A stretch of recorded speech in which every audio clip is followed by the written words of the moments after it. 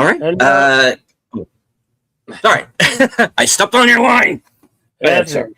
Hello, everybody. Welcome to Action Theater Presents.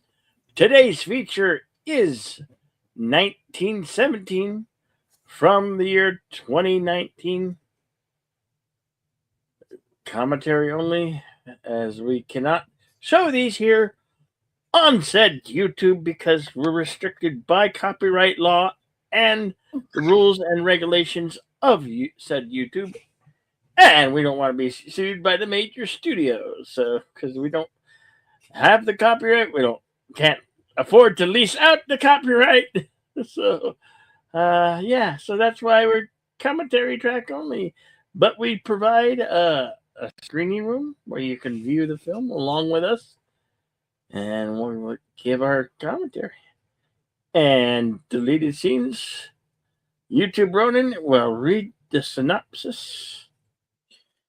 Okay. Today's film is 1917 from 2019. Historical drama. It takes place during the final days of World War I.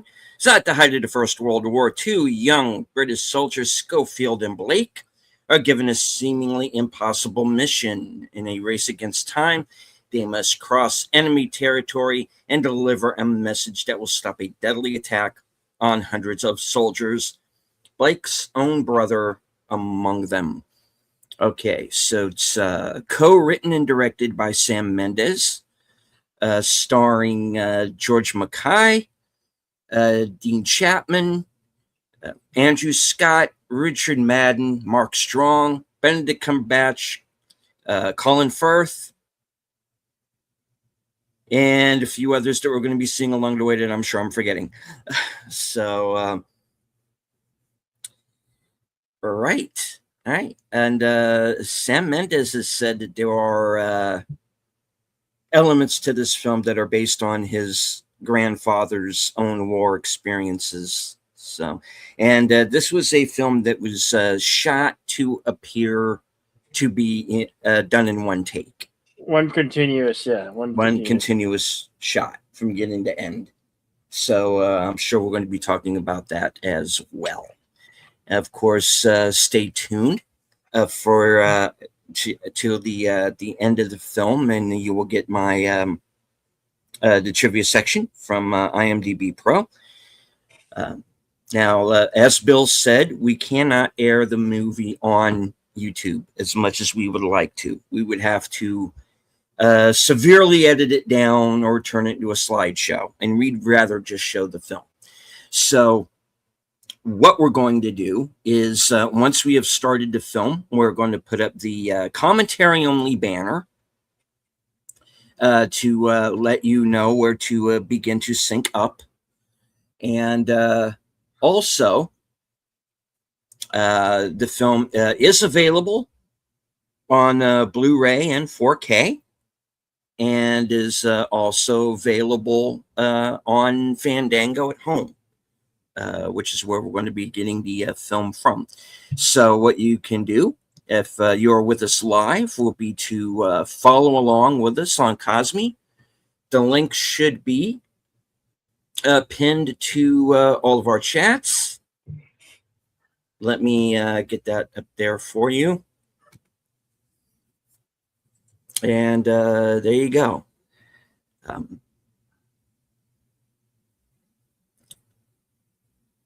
Also want to say hello to a few people who have joined us here in the live chat. Snorda Poopus Cuber.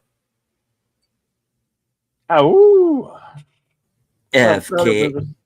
Yes. FKHC 2005, sometimes known as Tim. All right. Daniel Berry Sports Highlights. Oh, yes. And hey, happy Thursday, guys. Sorry, I did not scroll all the way down. All right, there we go. Yes, Danny Berry Sports Highlights. Good to see you, sir. All right, and thank you to everyone out there who might be following along, even if it's only for a few minutes. Make sure to hit the like, share out the stream, Memberships are available. In fact, I am. I'll just go ahead and announce this. I'm actually going to have a member stream Sunday night at 11 p.m. Eastern. So, if you would like to become a member of my channel, join me there. Hello to the bird woman of YouTube, Connie Cleary. Okay, here we go. We're gonna 5-second countdown, and we'll be playing. Should be playing. Okay. Here we go. 5, 4, 3, 2, go.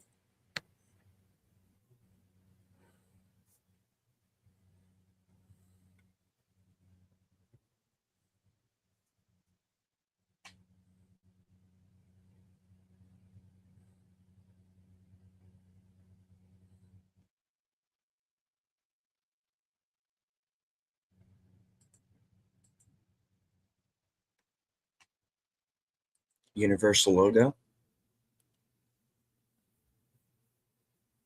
DreamWorks logo.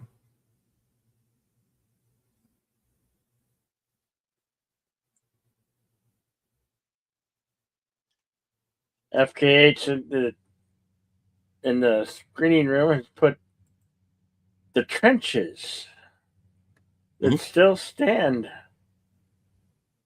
Well, it looks like I added aluminum siding.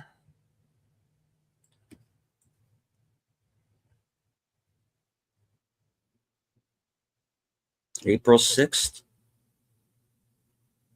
1917.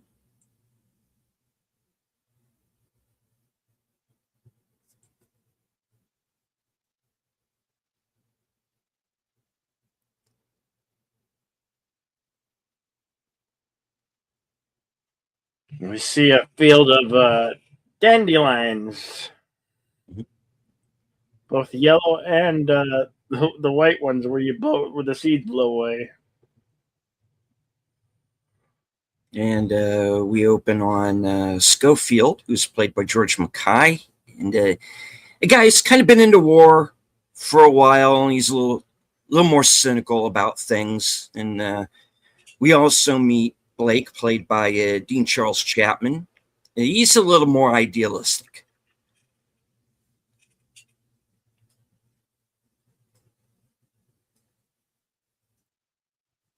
And fans of Game of Thrones might remember him as Tommen from that program, the king that self-deleted.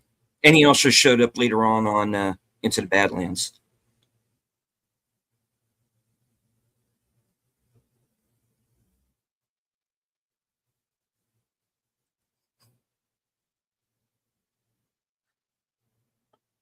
That's really creepy. The picture of the human remains that remain. It's sadly what they had, you know. Yeah.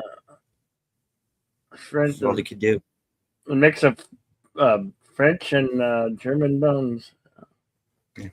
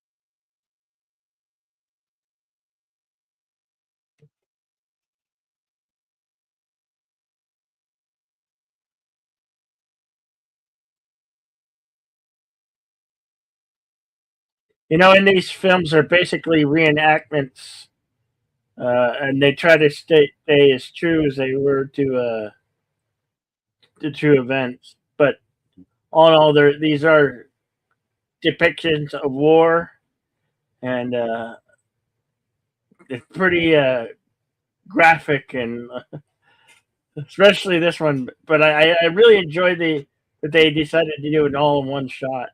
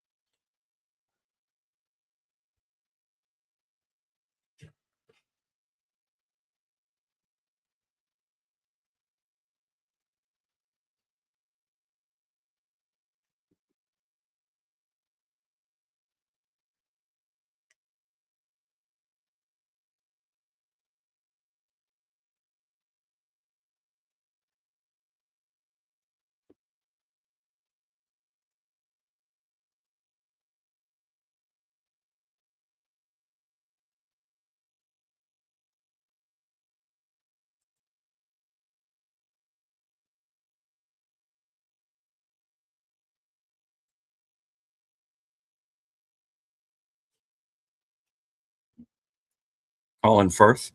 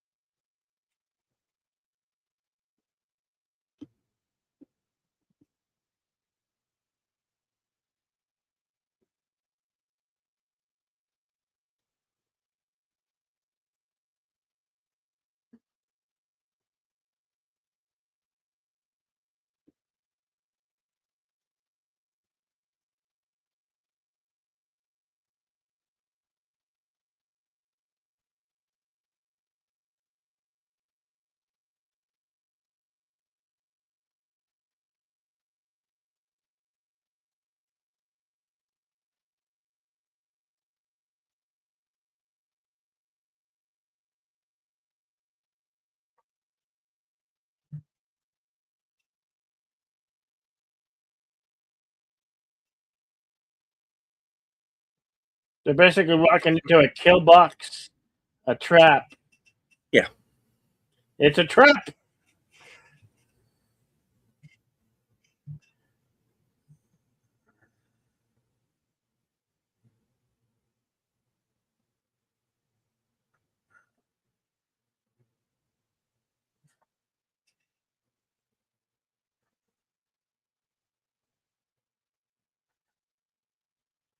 That is a lot of men at stake for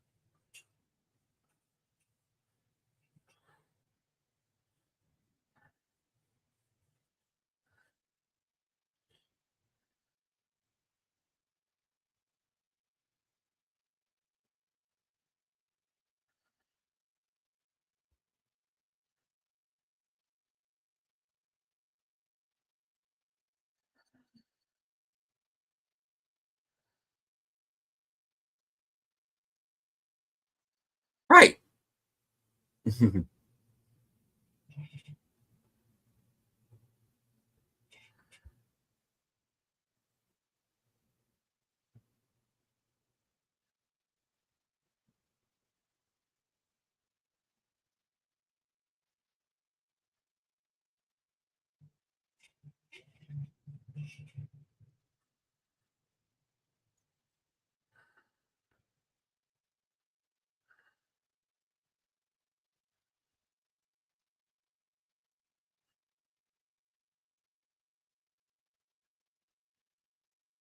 Blake's like, no, I'm going to try to get to my brother before he marches into his death.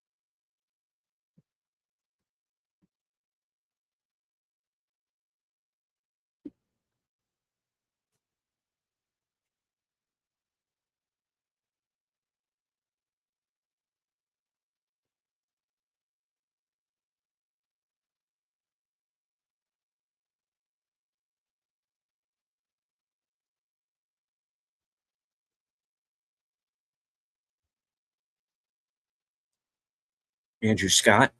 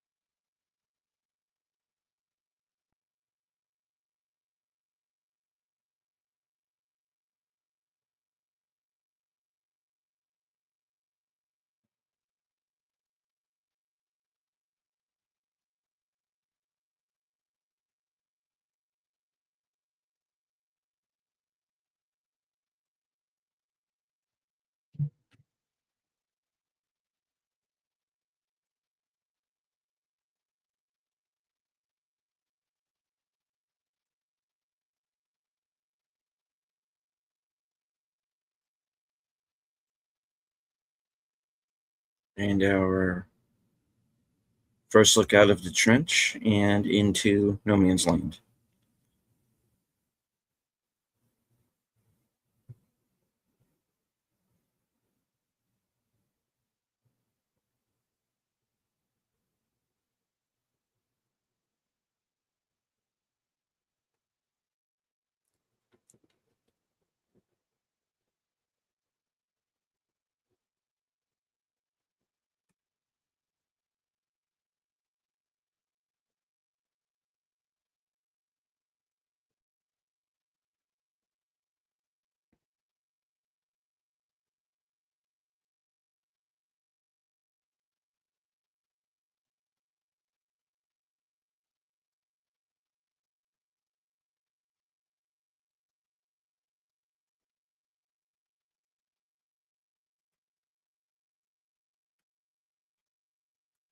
And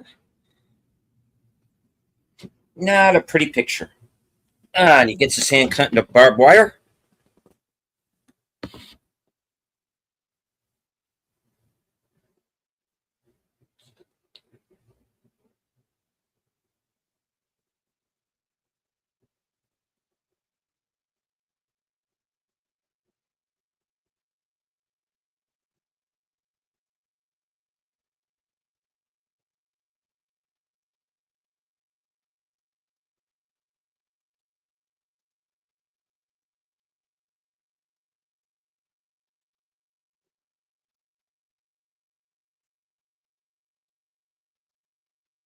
Must seem like they're on another planet.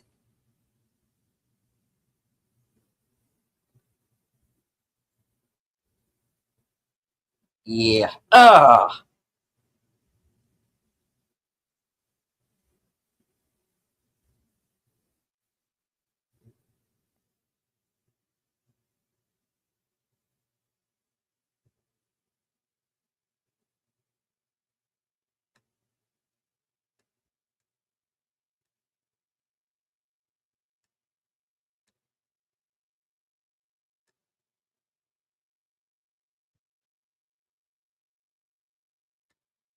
Hello to Big Al Presents. I'll be joining Al tomorrow night on his channel for Films with Friends and a very different movie, The Emperor's New Groove. It'll be 8 p.m. Eastern.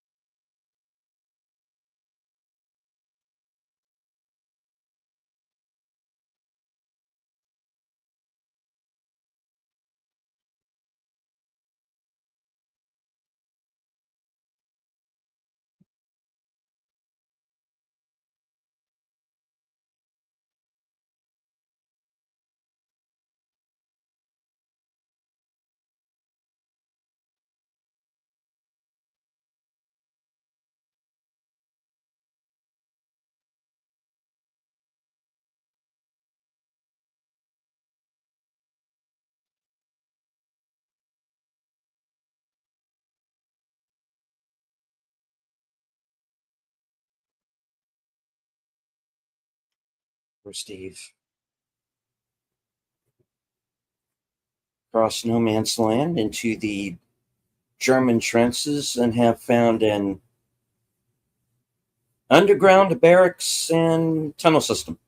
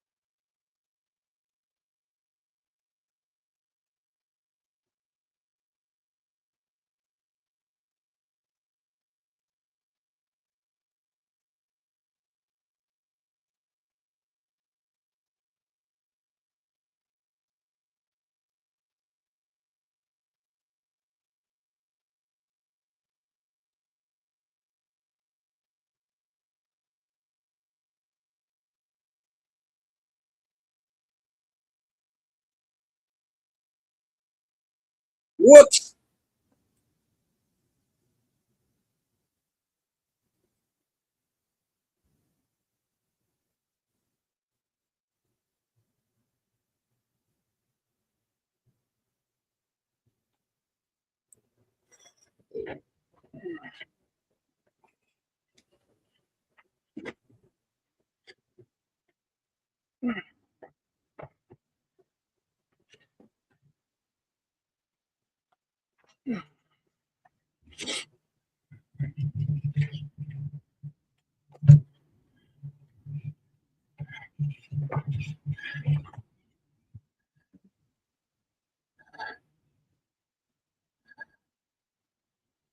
I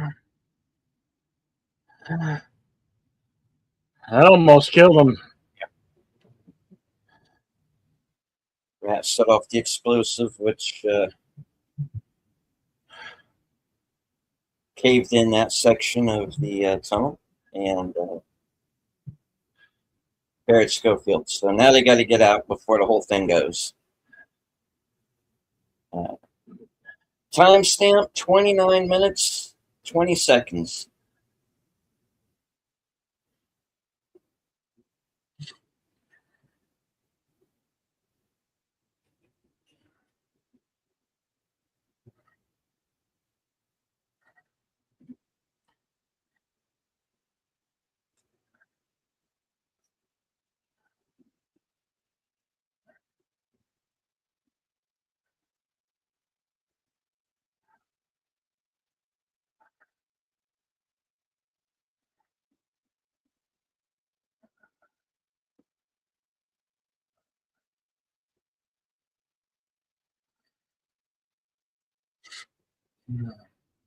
The good thing it was a short distance. Yeah.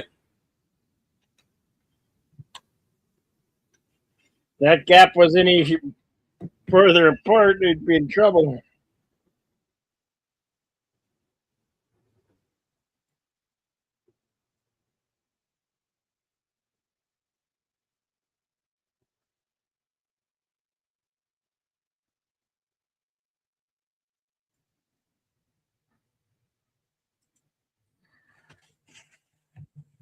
They almost didn't get out of there with their lives.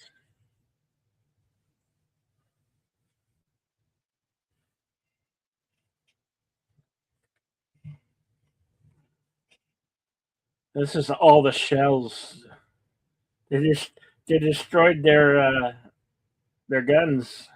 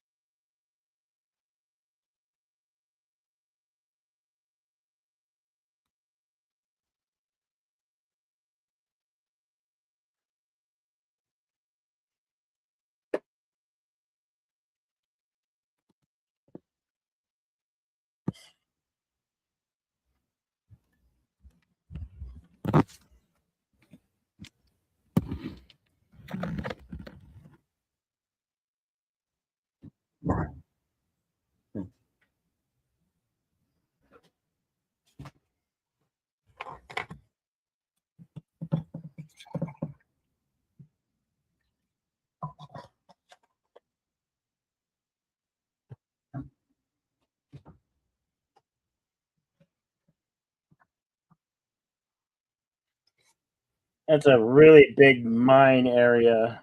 Hmm.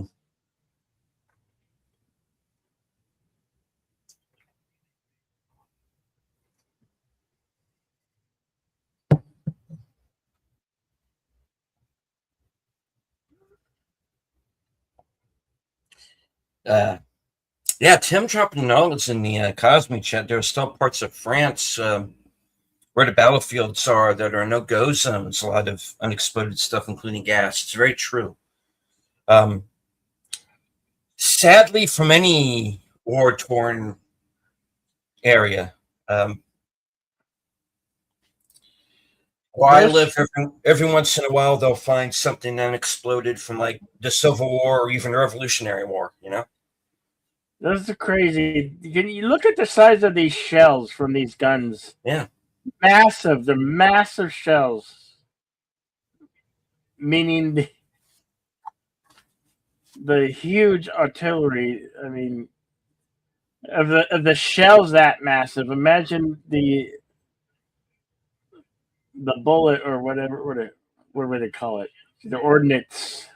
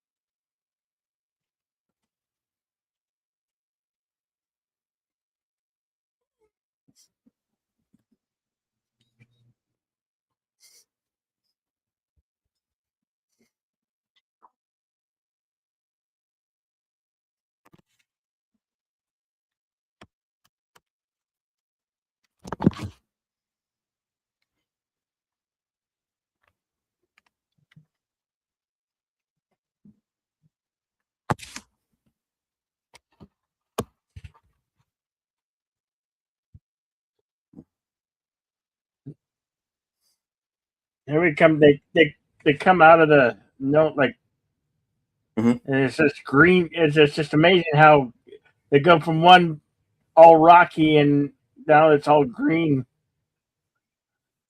Of course, they saw those planes fly over going into the direction they're not going to, and now those planes are not coming back.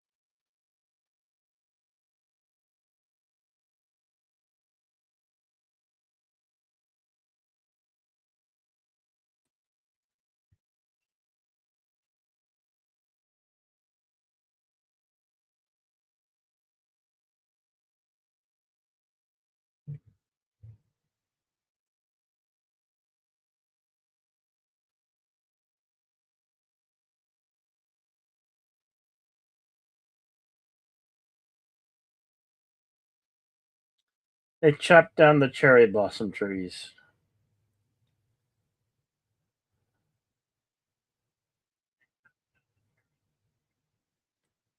That's just not right.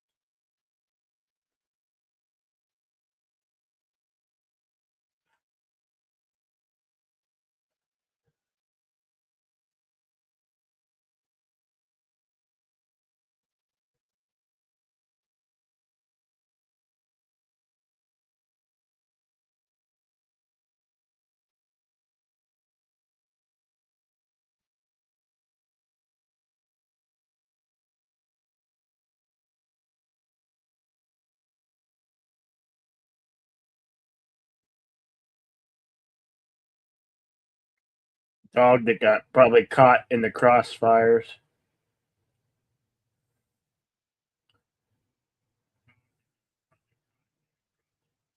This residence is shot to hell and looks like it, before it even got bombarded, looks like it been there for centuries. Mhm.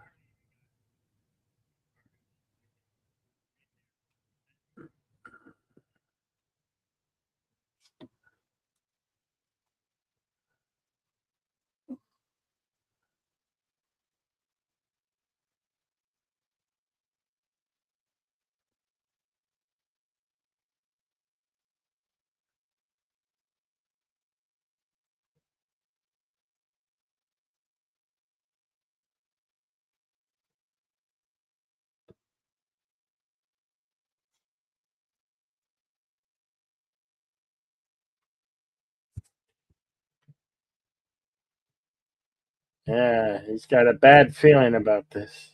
Yes, he does.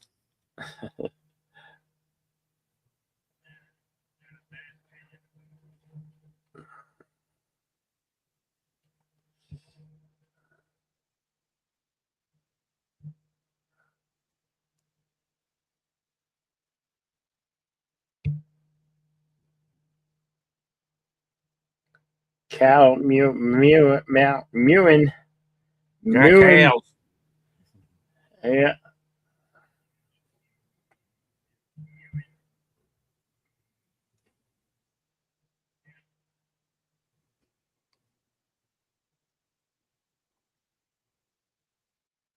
comes across a bucket of freshly milked cow milk.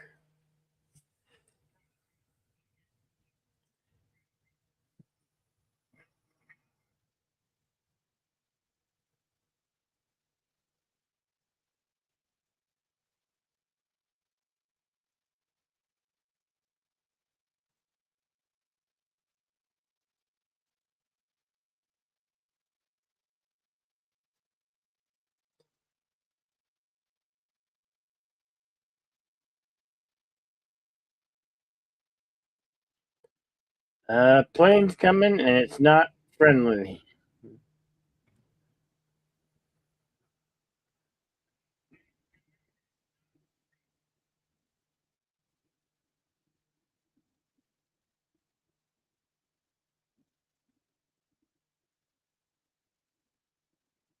German plane engaging with the two British planes we saw earlier.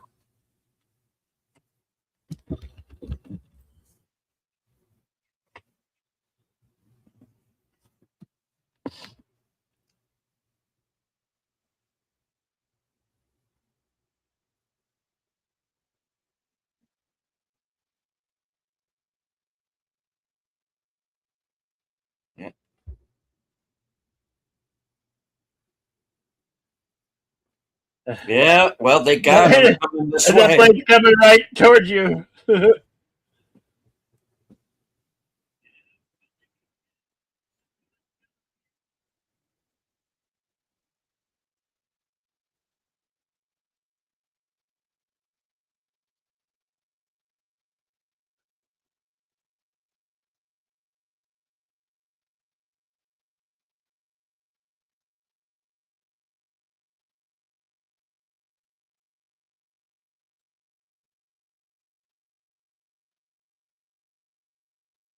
And this guy's an enemy, and yet they're helping him. Hmm.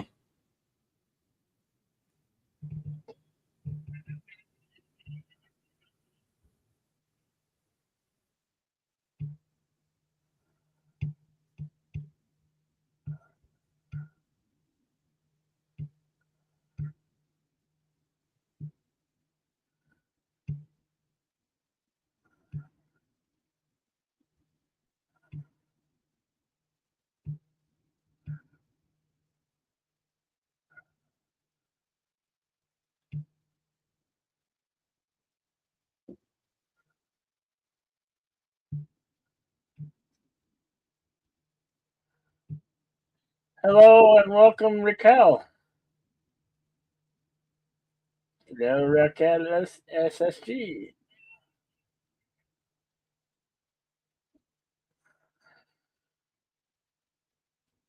Took, took a shot right in the gut. Yeah, That's a, he stabbed him. that, Yeah. that, oh,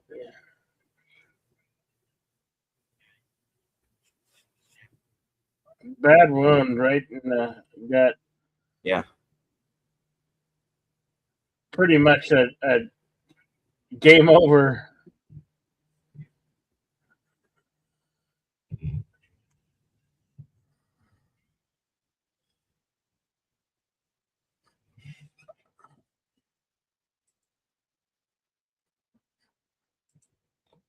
Always good to see you, Raquel.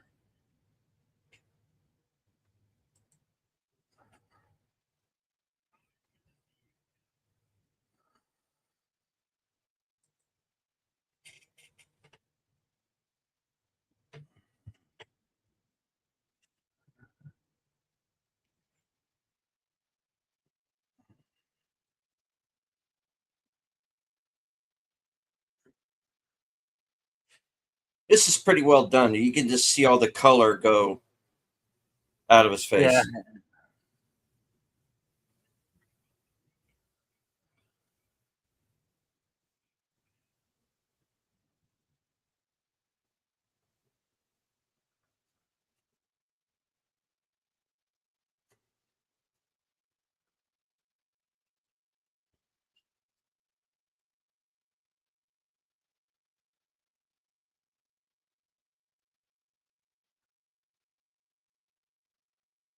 Oh, he was on Game of Thrones as well. Oh.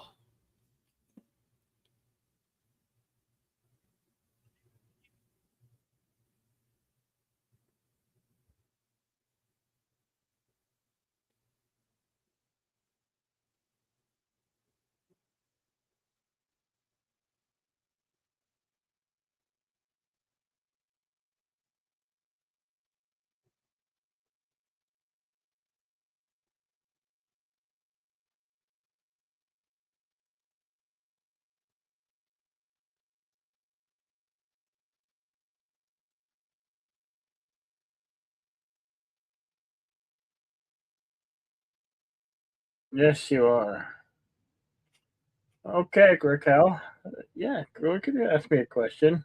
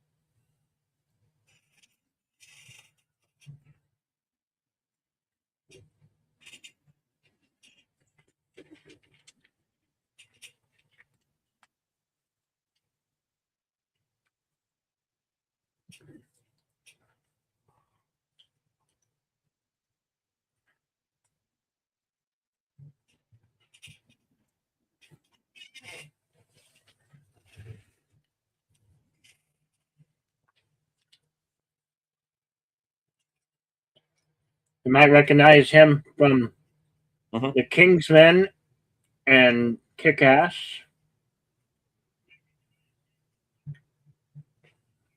Yeah, we got a few Kingsman people in this movie, actually.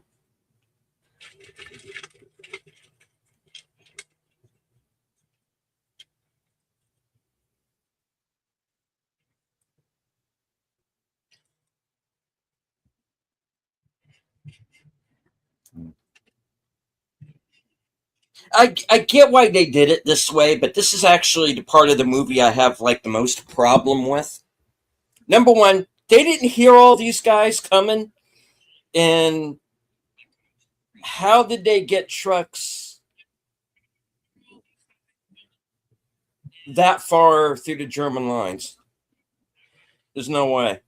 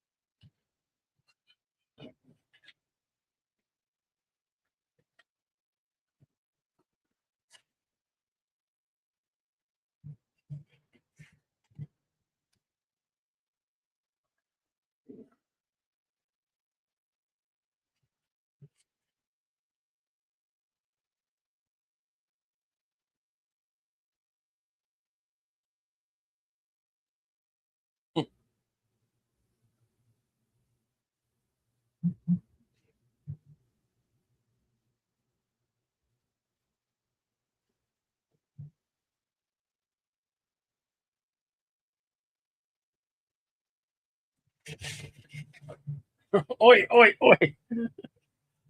I've had to say it, oi.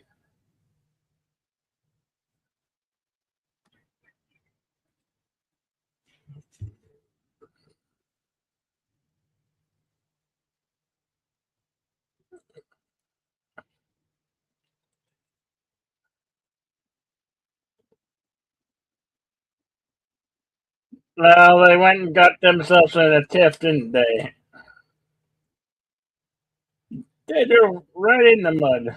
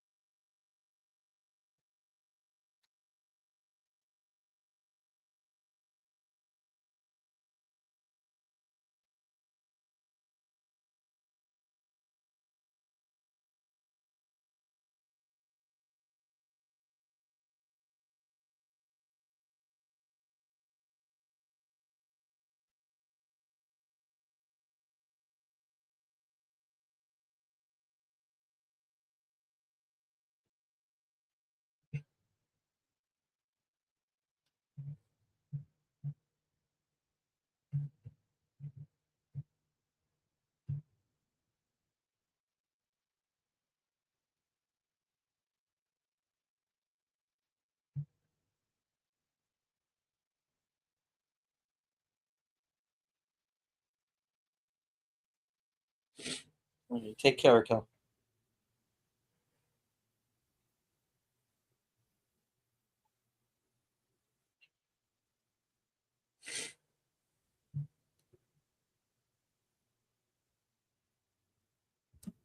Hello to Enigma Severus. And Tom Baker, 4586. Good to see you. Been a while.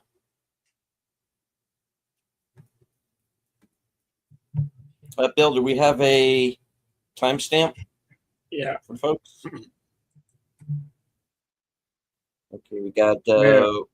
1 hour and 3 minutes and 45 seconds.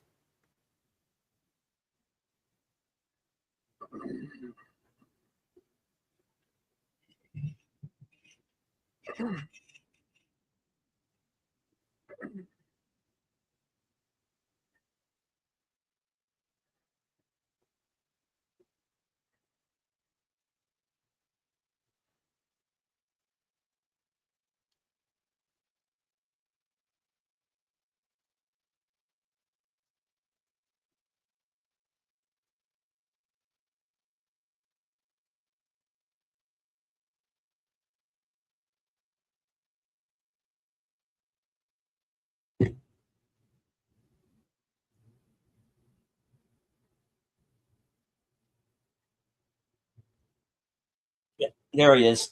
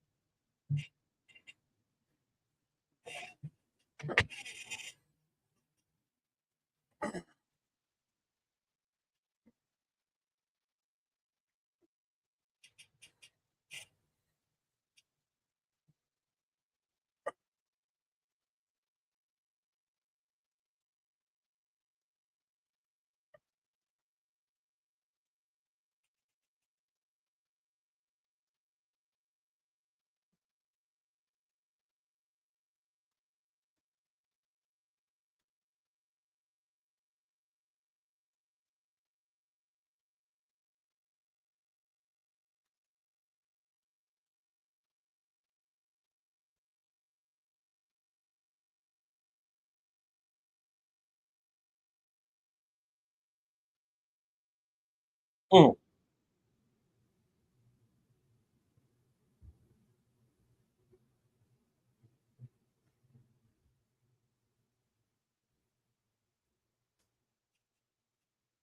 The one time in the movie cuts away and cuts away because he was knocked out.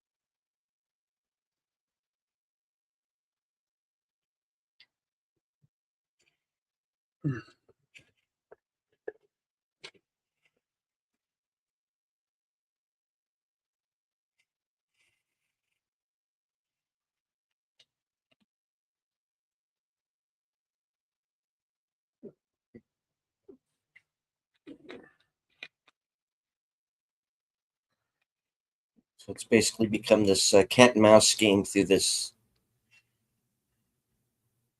maze of what's left of this town,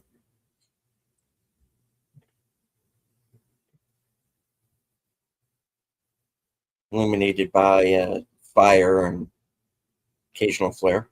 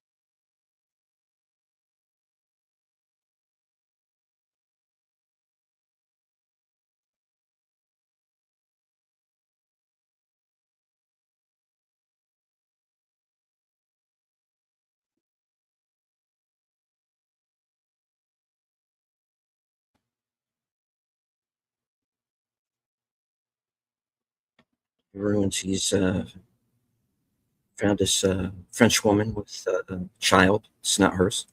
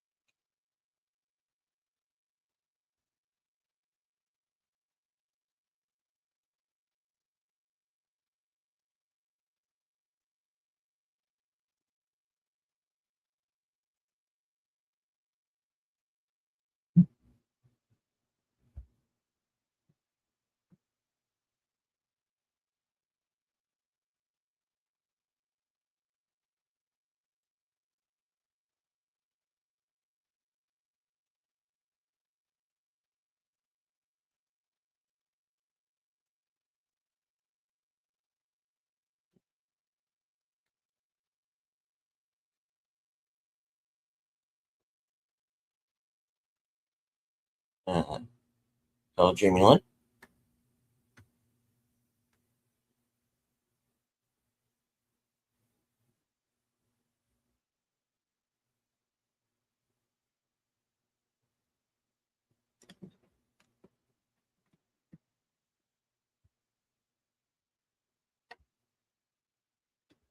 Yep, as much as we would love to stay and chat, unfortunately, we're in the middle of a mission.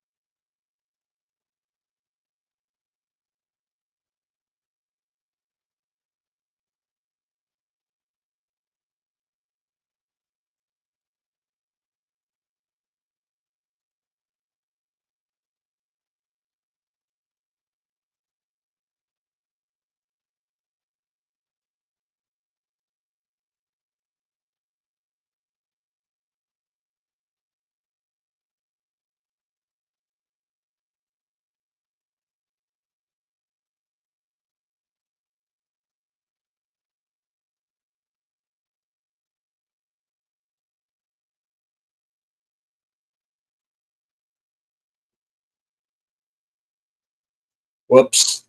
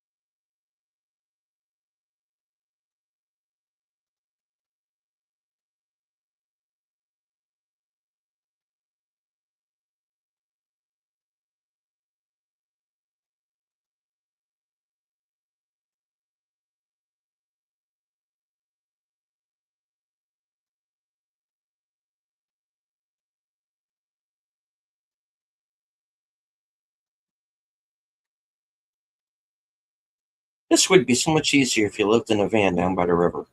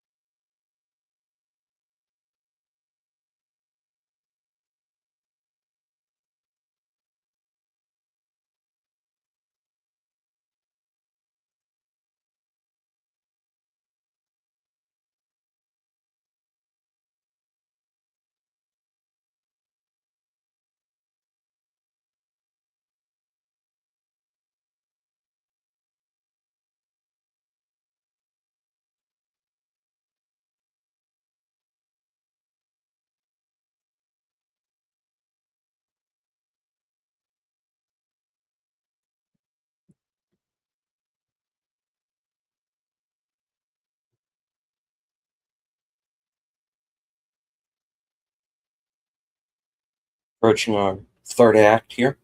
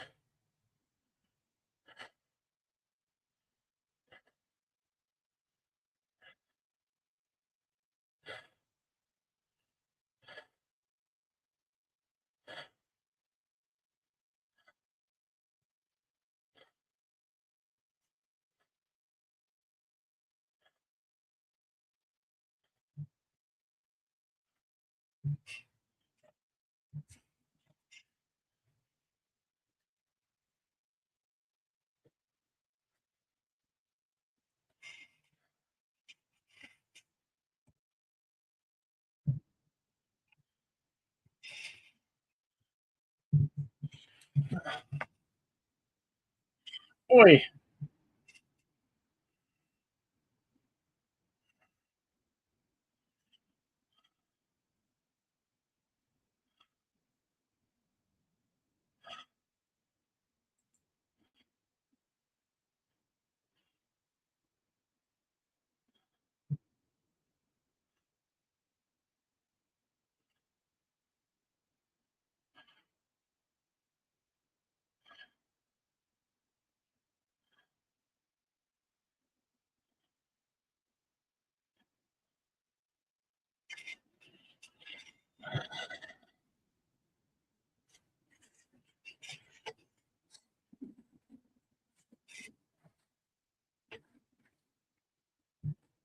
the commanding officer, none other than Bendermit Cumberbatch,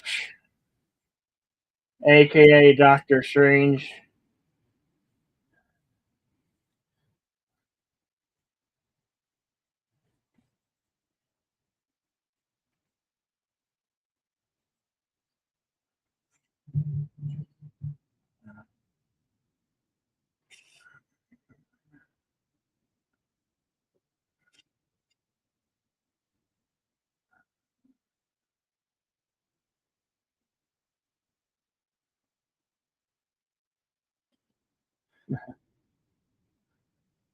Hi ho, Silver!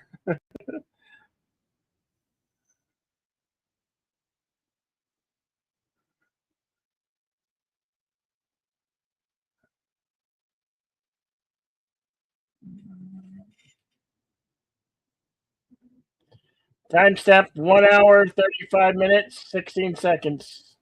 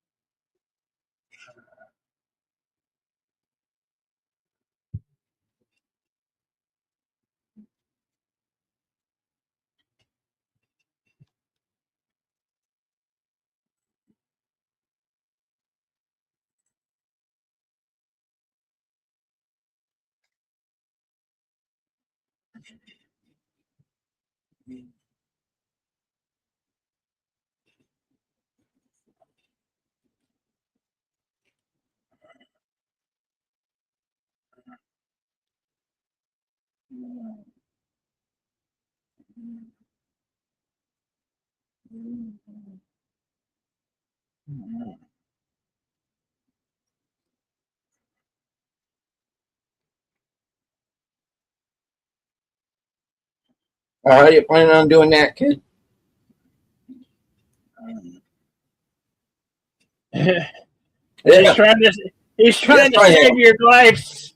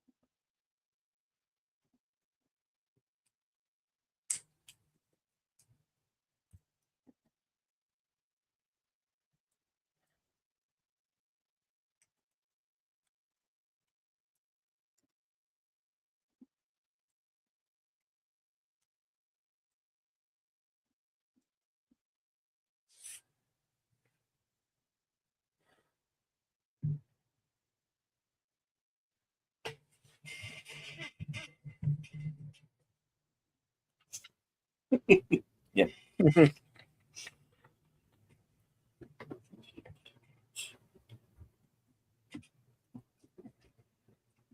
He just saved a whole bunch of his Yeah. countrymen.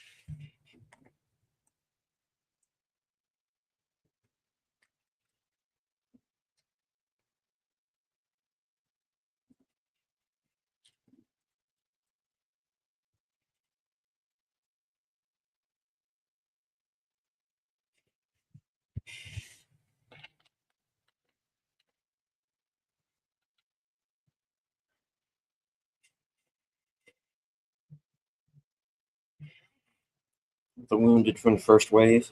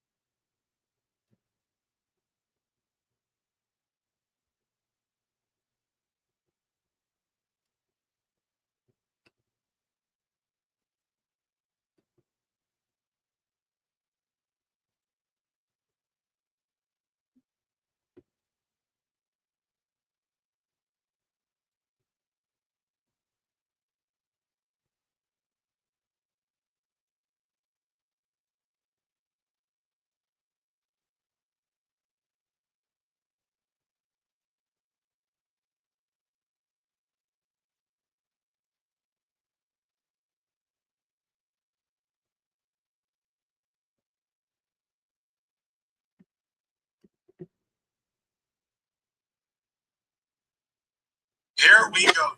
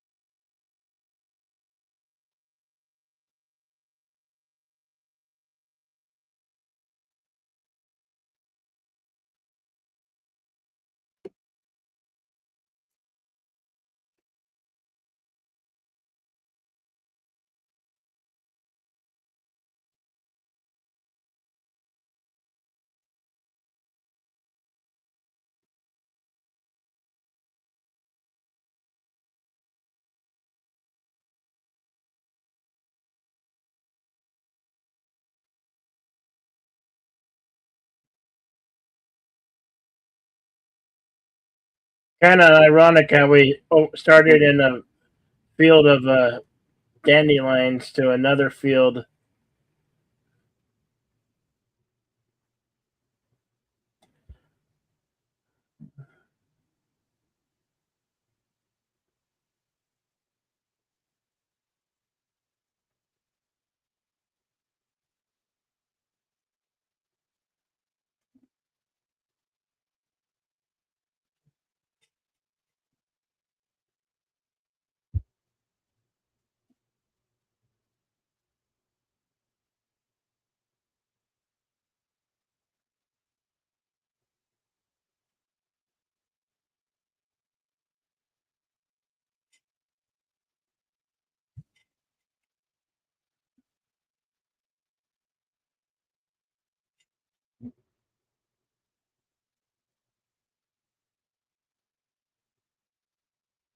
The reveal that he did have a family to go back to. This doesn't talk about them.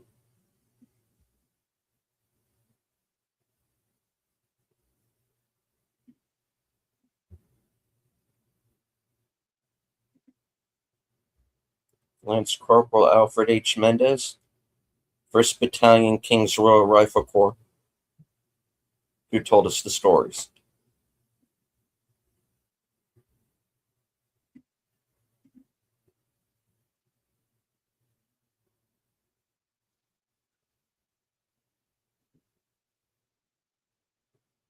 You're welcome, everybody.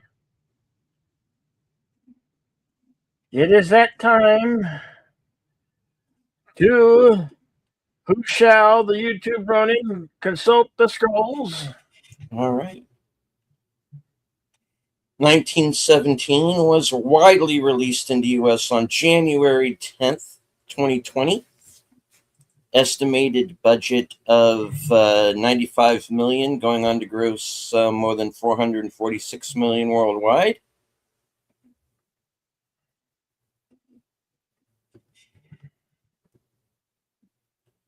Was nominated for 2 Saturn Awards as Best Action Adventure Film and for Best Music.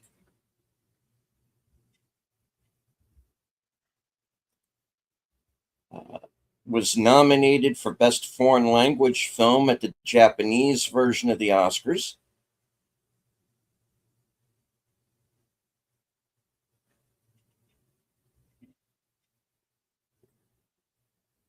And speaking of the Oscars, was nominated for Best Picture,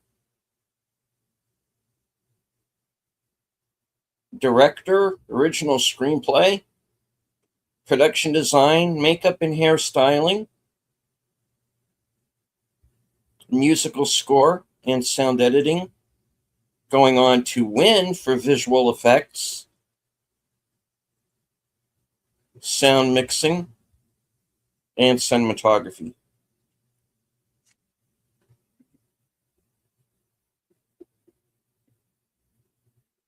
Won another 134 awards and 202 nominations.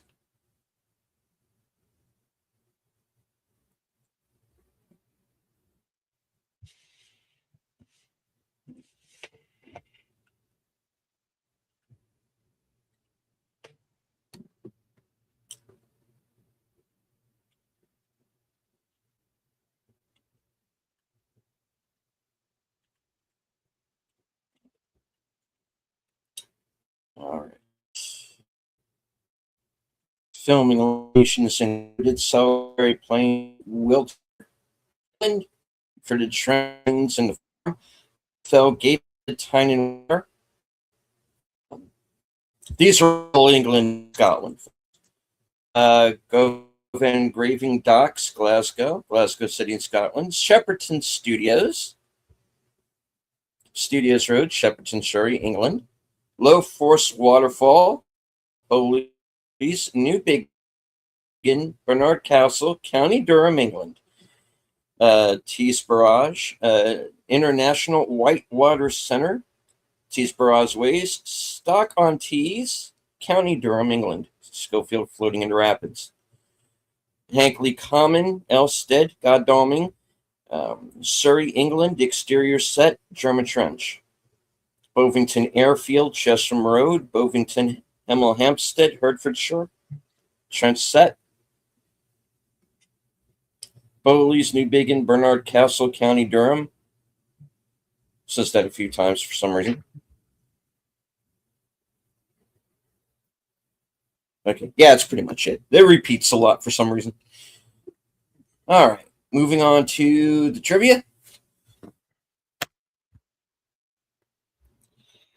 All right, this is Sam Mendes' second war film. His first was Jarhead. This is his first official writing credit.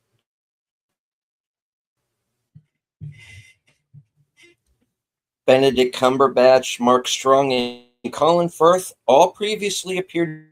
Holland was approached for the role of Lance Corporal Blake, but had to turn it down due to scheduling conflicts with reshoots of Chaos Walking. Oh, he got screwed. The movie was shot from April to June 2019 in Wiltshire, Hankley Common, and Govan, Scotland, as well as Shepperton Studios. Conservationists concerned that filming on Salisbury Plain could disturb potentially undisturbed remains in the area requested an archaeological survey to be conducted before any set construction began.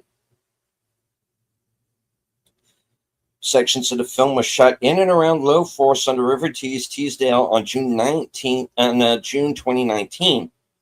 The production staff posted signs warning walkers in the area not to be alarmed by the bodies strewn around.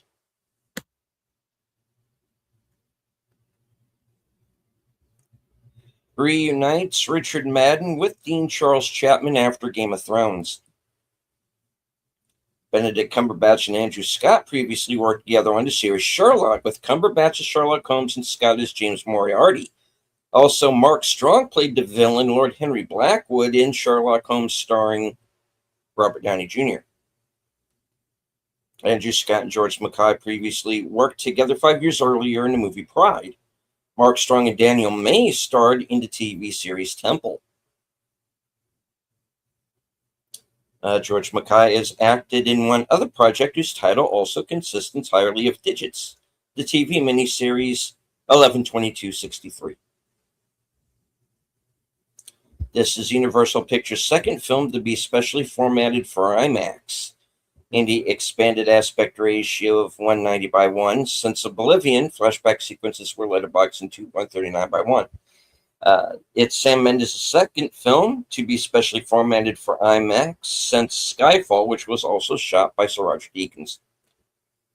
The sixth project Benedict Cumberbatch has worked on that revolves around a war. The other five were Atonement, Small Island, Warhorse, Parade's End, and The Imitation Game. Reunites Cumberbatch with Mark Strong after another war movie. They were both in The Imitation Game set during World War II. Reunites Mark Strong with Colin Firth after Tinker Tailor Soldier Spy, The Kingsman, Secret Service, Kingsman, Golden Circle, and Fever Pitch. Inspired by Sir Sam Mendes' grandfather's experiences in World War II, the autobiography of Alfred H. Mendes, 1897-1991. Over 5,200 feet of trenches, just under 1 mile, were dug for the film. Although based on an original screenplay, the basic premise of this film, getting a message to a frontline unit to cancel a military push, was also used in Peter Weir's World War I set film Gallipoli. One of the biggest headaches for the film crew was a cigarette lighter that wouldn't work on cue in one scene, leading to several retakes and wasting most of a day's filming. April 6, 1917, the date on which the story begins, as shown by a subtitle at the start of the film, is the date that the United States declared war on Germany and its allies. The United States' entry into the war is not mentioned in the film, as British soldiers on the front lines in northern France would not have heard the news until much later. It took 6 months for the actors to rehearse the movie before shooting started. Lieutenant Leslie sprinkles whiskey on Schofield and Blake while reciting the prayer, through this holy unction, may the Lord pardon thee whatever sins or faults thou hast committed. Andrew Scott is known for playing a priest in the second season of the highly acclaimed BBC Prime series Fleabag. My condolences. The verse that Schofield recites to the French baby is part of the poem The Jumblies by Edward Lear. The poem could be seen as a metaphor for Blake and Schofield's mission. Though the sky be dark and the voyage be long, yet we can never think we were rash or wrong. The film is dedicated to Sam Mendes' grandfather, a Lance Corporal in the King's Royal Rifle Corps during the Great War. The King's Royal Rifle Corps merged with the Royal Green Jackets in 1966, then merged with another Redcoat Regiment to form the Rifles in 2007. The lighting rig used for the burning church was 5 stories high and consisted of 2,000 1K tungsten lamps, a total of 2 megawatts. It was one of the largest lighting rigs ever built for a film, if not the largest. According to director Sam Mendes, the burning church was the largest rig ever created for his DP, Sir Roger Deakins, by gaffer John Biggles Higgins. The myriad lights were transformed into the blazing inferno by visual effects in post-production. The flares flying over the ruined town were suspended on wires in order to control the direction of the shadows they cast. They're also designed to burn with a warmer color that was closer to tungsten light. Roger Deakins chose to shoot most of the film on an RELX LF digital format camera using several lens types, the first time he had used this particular camera in his long career. One of the main credited production companies is Neal Street Productions. It is named after the street in Covent Garden, London, where the Donmar Warehouse Theatre is located. Sir Sam Mendes was the artistic director of the theatre for 10 years, near the beginning of his career, which is where he made his name and reputation as one of Britain's best theatre directors. Mendes says his grandfather Alfred, who entered World War I as a 17-year-old in 1916, carried messages to no man's land. He was 5 feet 4 inches tall and was often hidden by the winter mist that reached as high as 6 feet. 2 years in the muddy trenches left Alfred with a lifelong habit of washing his hands frequently. He didn't talk about his wartime experiences until he was in his 70s. Mendes saw Paths of Glory when he was about 10 years old. When he reviewed it while making this film, he realized the long uninterrupted tracking shots in Stanley Kubrick's World War I drama were not as lengthy as most people thought. Referring especially to one major scene, Mendes has joked that no rats were harmed in the making of this film. The rats are, in a way, the residents of the land. It's the humans who are passing through. And the rats aside, the fact that this retreat happens in the spring of 1917 meant we could make another personality in the movie, another character in the movie. Dean Charles Chapman and Richard Madden played brothers, but do not share a scene. Both actors had prominent roles in Game of Thrones, this time as enemies. They only shared one scene together. Chapman played a captured Lannister family member in season 3 before he was recast as Tommen Baratheon. And we all know how that worked out. Mm-hmm. Watch that first step, son. It's Lulu. Anyway, yeah, he doesn't fare much better in the Badlands, honestly. Poor guy, he keeps getting killed. Sam Mendes and editor Lee Smith stated that despite the apparently continuous shot broken by only one interval of unconsciousness, actually dozens of invisible edits were made, concealed by transitions to black moves behind objects and so on. According to Mendes, the shortest unbroken shot was 39 seconds long, while the longest single continuous shot was 8.5 minutes long. The first prestige war film to be nominated for the Academy Award for visual effects in nearly 50 years. The last prestige war films to be nominated were Patton and Tor, with the latter film taking the prize. General Aaron Moore says to Schofield and Blake, down to Gehenna or up to the throne, he travels the fastest whoever travels alone. He's quoting the story of the Gadsbys by Rudyard Kipling. Kipling also wrote My Boy Jack about his 18-year-old son who died in World War One. And My Boy Jack has also been made into a movie with Daniel Radcliffe and Bernard from Four Weddings and a Funeral plays Kipling. It's actually not a bad movie. Yeah, very sad, but very good. The Rudyard Kip. Yeah. Okay. All right. Let me read that again. Sorry. The Rudyard Kipling quote that's said by General Aaron Moore as a way of telling Schofield and Blake that they must travel through hell in order to complete their mission. Gehenna is a valley in Israel used for burning trash in ancient times, which was referred to by Jesus in the Bible as a symbol for the punishment of the second death or eternal destruction, annihilation. The British soldiers routinely referred to the German soldiers as Boche or Huns.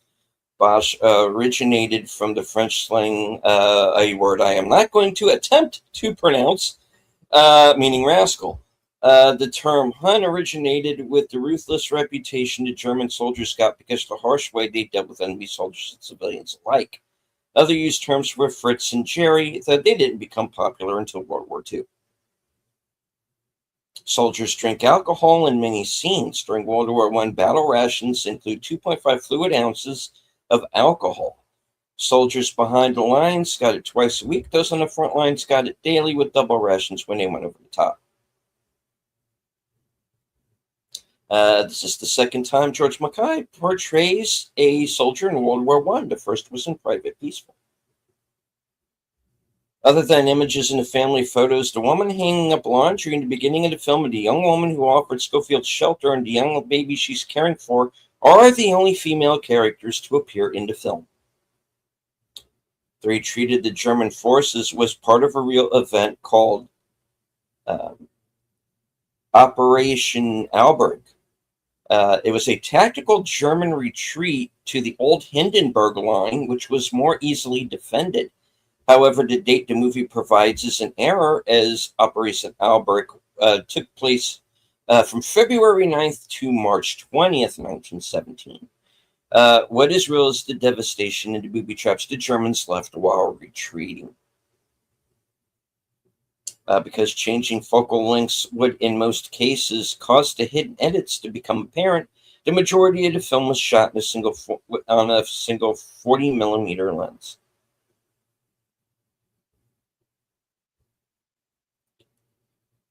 In conjunction with costume designer Jacqueline Duran, sound designer Stuart Wilson experimented with various fabrics in which to conceal wireless lavalier mics on the actors, testing the noise of various wool and leather materials.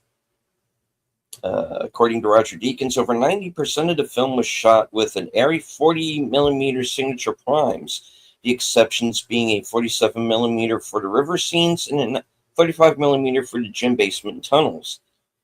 Using a pair of Lexa Mini LF prototypes for the first time.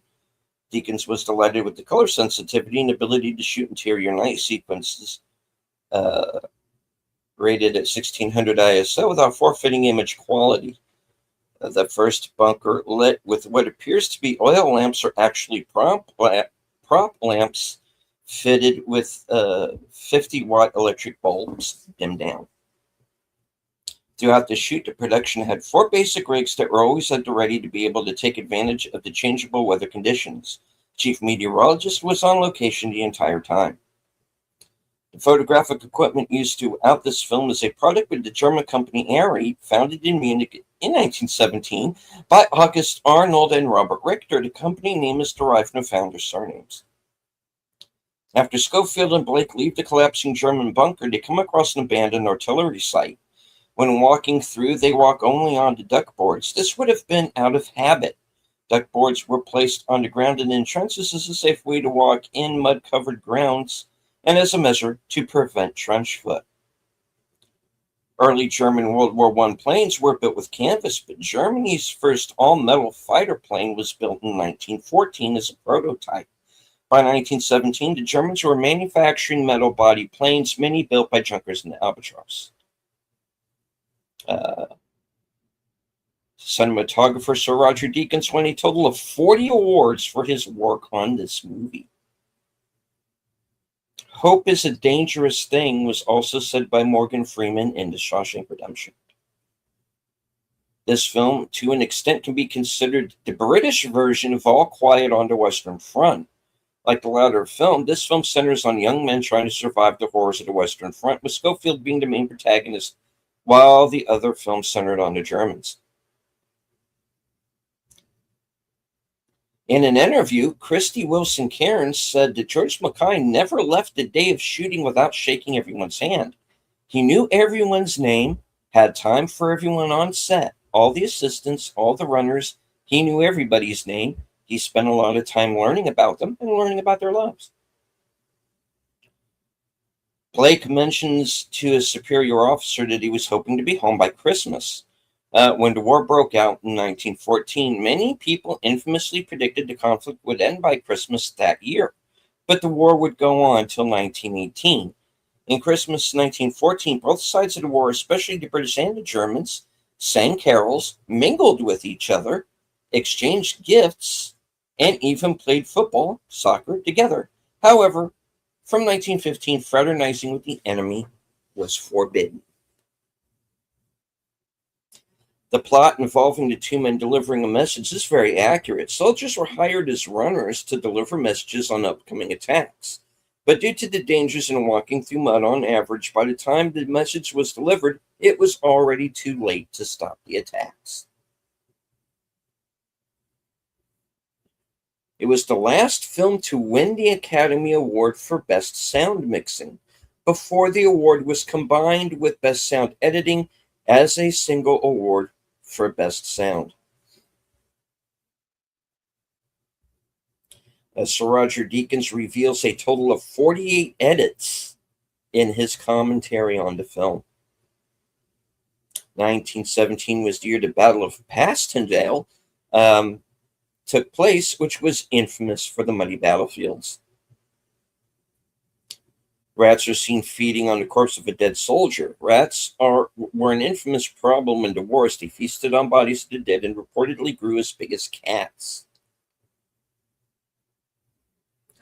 Near the end of the film, one wounded soldier has blackened feet, which is strongly implied to be gangrenous. Gangrene was very common among the soldiers in World War I, especially for those who stood in mud and flooded grounds for long periods. The only treatment was amputation. And the movie was filmed and edited to make it seem like one continuous shot. Alfred Hitchcock created this effect 71 years previously in Rope.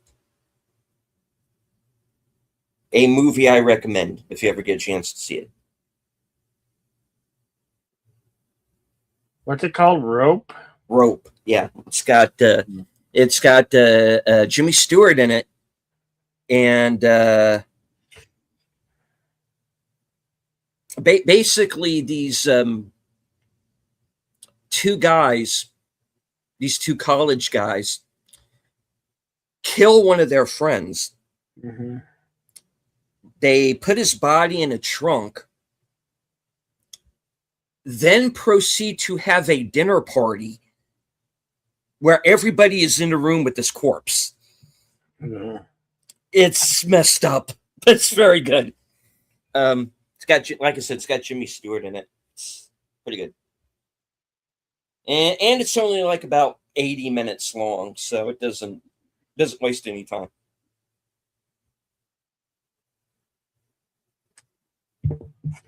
All right. At the beginning, many British soldiers were either sleeping or sitting around in the trenches. Millions of men were killed or wounded in action, but most soldiers in the trenches saw little to no action. Defending was easier than attacking, as both the British, French, and Germans tried to break the deadlock, which took a few years. Typically, soldiers cleaned the trenches, fixed barbed wire, wrote letters home, and tried to sleep whenever possible. Boredom was the common on the Western Front.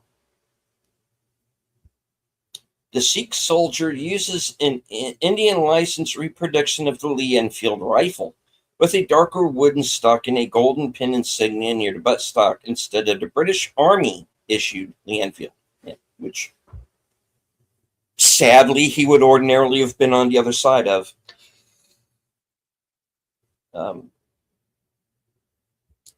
The light of the big church fire is actually from one of the biggest lighting rigs ever made for a film, 5 stories high with two 2001K tungsten lamps that took 2 megawatts of power, and fires were added by visual effects. Schofield is seen loading 5 rounds into his rifle. Later on, he shoots 9 times without reloading. The Lee Enfield magazine holds 10 rounds, but were usually only loaded with a single stripper clip of 5 to reduce wear and tear on the magazine's spring. They are preparing 10 rounds for battle. Schofield encounters 2 German soldiers named Baumer and Mueller. Both characters are in All Quiet on the Western Front, a 1929 book that depicted the struggles of German soldiers in World War I. The 2 collisions that Schofield has with 2 soldiers were unplanned, but George Mackay continued running. The rule on set was to keep acting no matter what, until director Sam Mendes said cut. The partners are both corporals. In the First World War, the casualty rate among corporals was extremely high because the NCOs would be ahead of their men when advancing. Many who were elevated to the rank of corporal during boot camp would rip off their stripes on the boat to France so that they would have a better chance of surviving. German trenches were in much better condition than British trenches. The Germans anticipated the war would last a long time and tried to make their trenches as comfortable as possible, with underground bunkers and even electricity in some parts.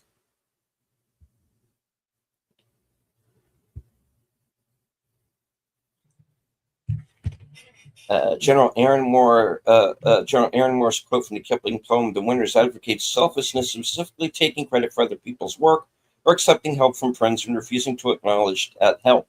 The rest of the movie is a deliberate refutation of the poem's theme. This film, along with Dunkirk, has its own fandom since both of them feature the story of ordinary British forces in a world war via an inventive style of storytelling, with Dunkirk invoking multiple perspectives that blend into each other, while 1917 evokes a style of a single take. A Webley and Scott No. 1 Mk3 signal pistol is handed over by Private Kilgore and Lieutenant Leslie to Blake before going into no man's land. German soldiers can be seen carrying Mauser-Geiger 1898 rifles. The British officers are armed with Webley MKV-1 revolvers, which are mainly seen holstered, including by General Aaron Moore, Lieutenant Leslie, Captain Smith, Colonel Mackenzie, Major Hepburn, and Lieutenant Blake. No location is ever repeated due to the constant momentum in real time. At one point, as Schofield is moving alone through the ruins at night, as his path is lit sporadically by flares, he pauses briefly near a poster on the wall just above a fire hydrant. This is an homage poster of a circus, which Sir Sam Mendes' grandmother grew up in South America during the 1920s and 30s.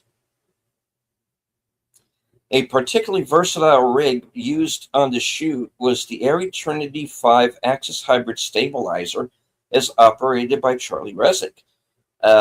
Similar to the Steadicam 3-axis apparatus, the Trinity is more versatile in that its boom maneuverability includes the facility to crane up and down, as well as circle subject. For the scene in which maggots crawl over a dead man, the maggots were purchased from a fishing tackle shop the previous day. They were kept in the fridge in the provided container with sufficient ventilation. The maggots were later placed on a large blue sheet spread out in front of the camera. The shot of the maggots was then digitally placed on the man's face during compositing. Whenever ravens are on screen, they are filmed on blue screen and digitally placed in the scene with the dead in bomb craters. Sam Mendes persuaded many of the stars in the supporting cast to appear in small roles on the condition they would not be asked to promote the film when it was released.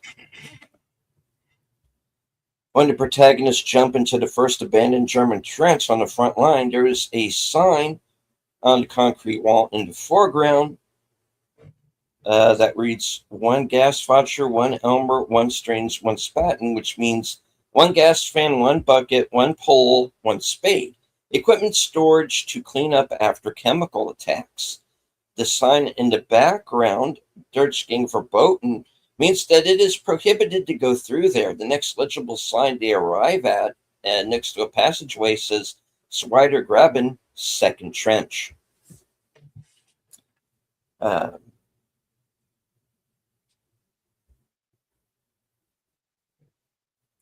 Okay, this film marks the third time that George Mackay has portrayed a soldier in World War One. He first played the character of Private Douglas in the TV miniseries Birdsong, and later portrayed the titular character in the movie Private Peaceful.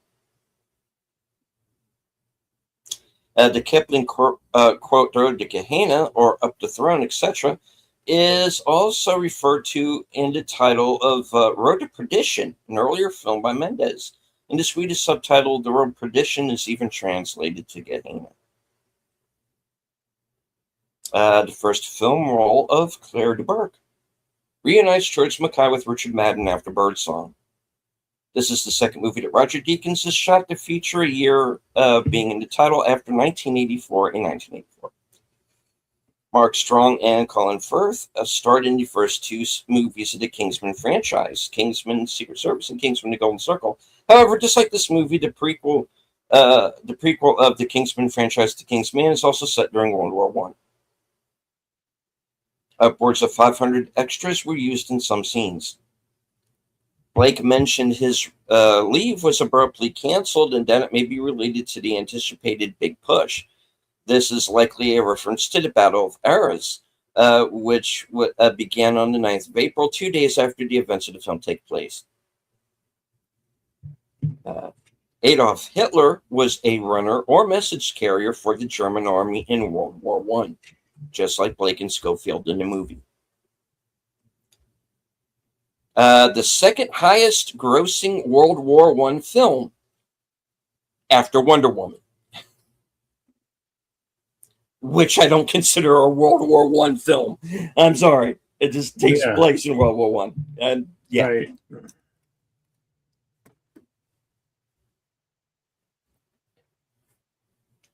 The only film directed by Sam Mendes in the 2010s that wasn't a James Bond film. Schofield immediately drops his rifle after killing a crashed German pilot. Later, he is targeted by a sniper while crossing a fallen bridge. He cocks the rifle before attempting to fire back at the sniper's position, expelling the spent round in the chamber. At the beginning of the film, when the soldiers walk into the trenches, there is a sign that says Stanley Avenue. This is likely a nod to director Stanley Kubrick and his use of trenches in the film Paths of Glory. Steadicam operator Pete Cavacluti developed his own camera rig nicknamed the Dragonfly, which he used while following the actors through the trenches. George Mackay said the cast and crew were often left rehearsing for hours while waiting for the weather and the sun to cooperate. Mendes said the land cannot be longer than the scene, and the scene cannot be longer than the land. So you have to rehearse every step of the journey and every line of dialogue on location. The final scene of Schofield finding Lieutenant Blake and presenting him with his brother's rings was the very first take, according to Sam Mendes and Lee Smith. Although intended to appear as happening in real time, there is one exception. When Schofield passes out after storming the hideout of the sniper shooting at him from the bridge house, as he confronts the sniper, it's daylight, but when he regains consciousness, it's dark. However, from Schofield's perspective, it happens in real time. It is also the most notable cut in the entire film, which is otherwise doctored to look as if it's entirely one shot. Of course, the film achieves this through movie magic, but in fact contains many exceptionally long and complex shots, some over 8 minutes long. The beginning and ending shots both focus on a soldier sitting under a tree. An extra said, "I can't help but laugh at the final shot at the tree. About 100 extras used that tree to urinate on, as the toilets were so far away. We had no idea that the ending would take place with the main actors sitting under it."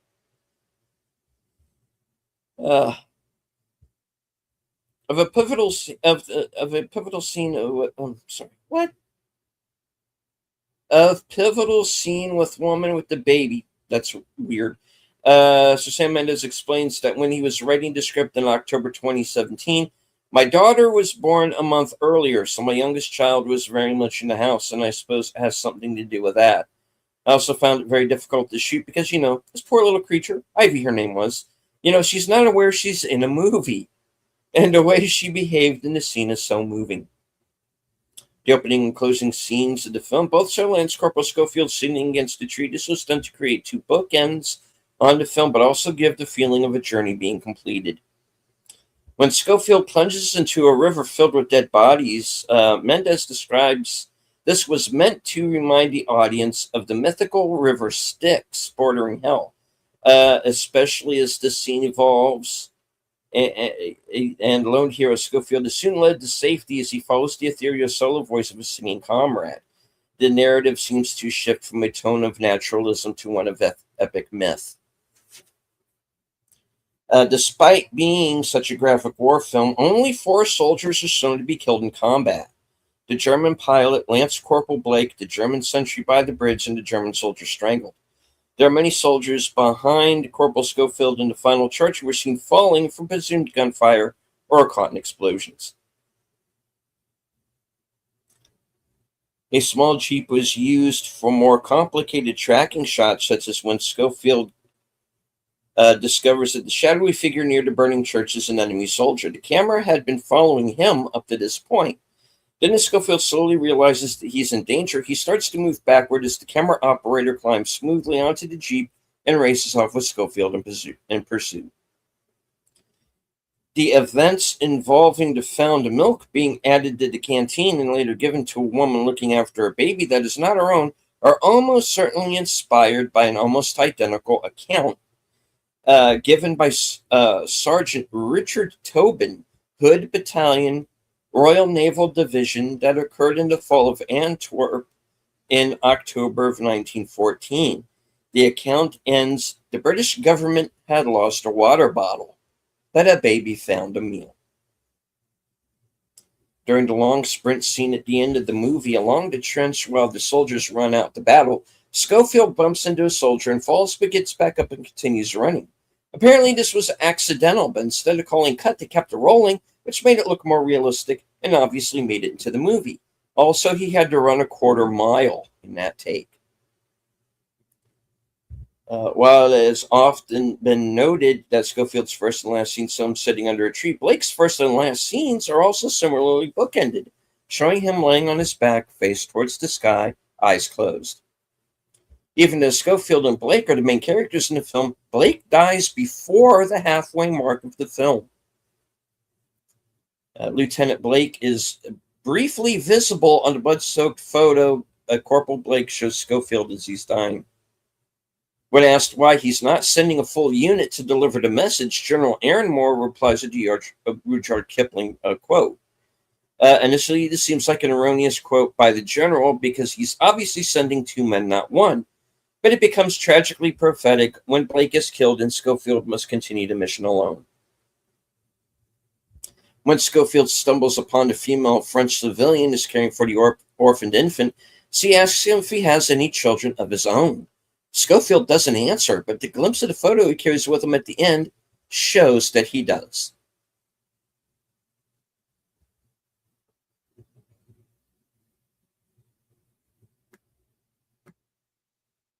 And thank you to Denobly, if I'm pronouncing that right, for subbing over on Bill's channel.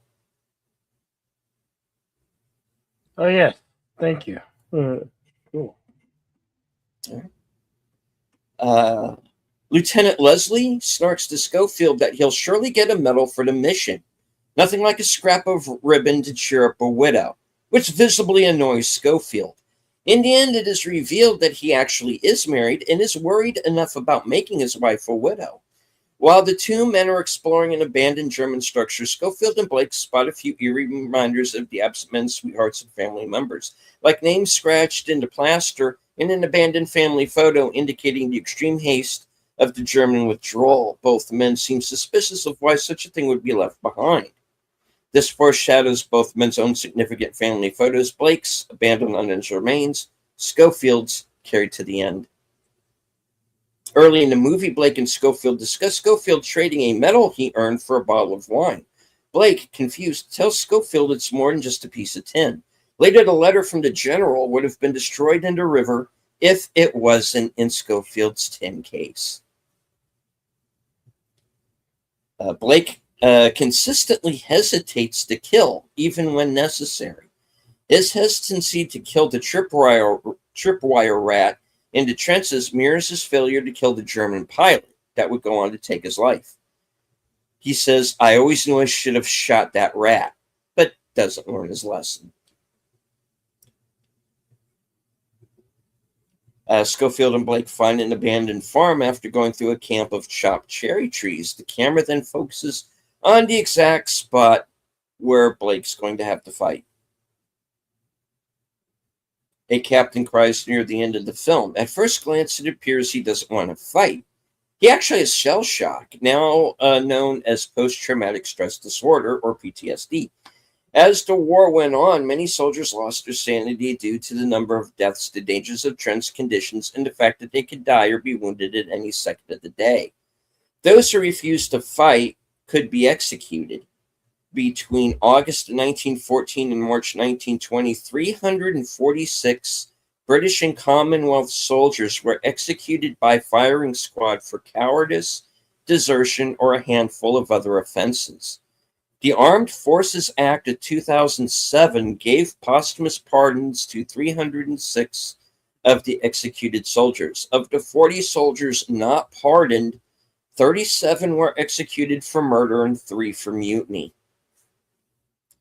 Schofield's uniform is a good indicator of his mental state. At the start, he's in full kit and somewhat chatty but irritable.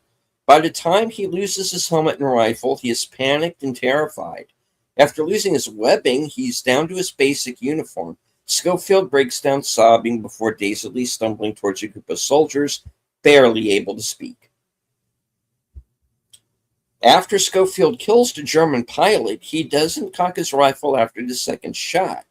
He then doesn't fire his weapon again until the British sniper, where he cocks his weapon before firing, as he hadn't done it before killing the pilot earlier. A symbol of life, death, beauty, and violence, cherry blossom petals appear at the end of the river when Schofield reaches his final destination, perhaps a sign from his friend Blake, watching from above, as he had spoken about them just before he died. All right. That is it. That's all the trivia from IMDb Pro.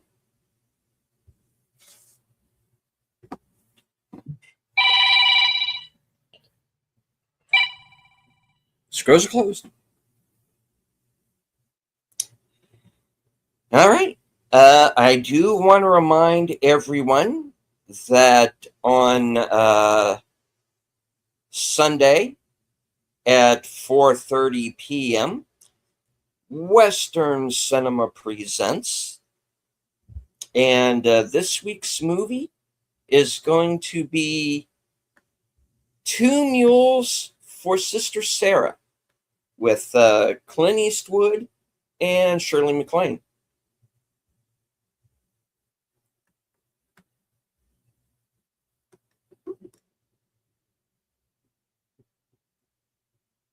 That'll be at 4:30 p.m.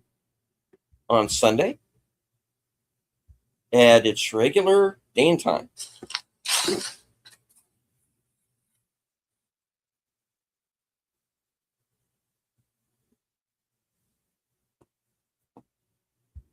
All right. All right. And I also want to remind everyone that the next edition of Action Theater will be on June the 4th at 5:30 p.m. And we're going to be watching The Mummy Returns with Brendan Fraser, Rachel Weisz, John Hannah, Arnold Vosloo, Patricia Velasquez, Freddie Both, and The Rock is the Scorpion King. So check that out. That'll be at 5:30 next Thursday.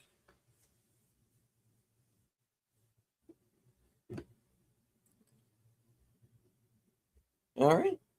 As for myself, later on tonight at 11 p.m. Eastern, 10 p.m. Central will be my program Coming Attractions. Get to find out what I'm going to be doing in the next week, up to and including my appearance tomorrow night at 8 p.m. On Big Al's channel for Films with Friends. And we're going to be watching The Emperor's New Groove with voices including David Spade, John Goodman, Eartha Kitt, and Barack Samson himself, Patrick Warburton. Cool. All right.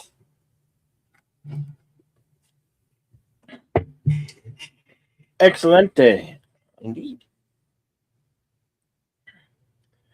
Go ahead. I changed Western Cinema. We'll be doing 2 meals for Sister Sarah. I think we've done it before, but I saw it and I like it, kind of like it a lot. But and it's available to watch on Prime, and it's leaving Prime on that day, so I was like, why not? Yeah. Anyway, that's what we got. That's what we got coming up on Sunday. Right on. And right next week, we're starting June. Action High Adventure. So we're rolling out next week with The Mummy Returns.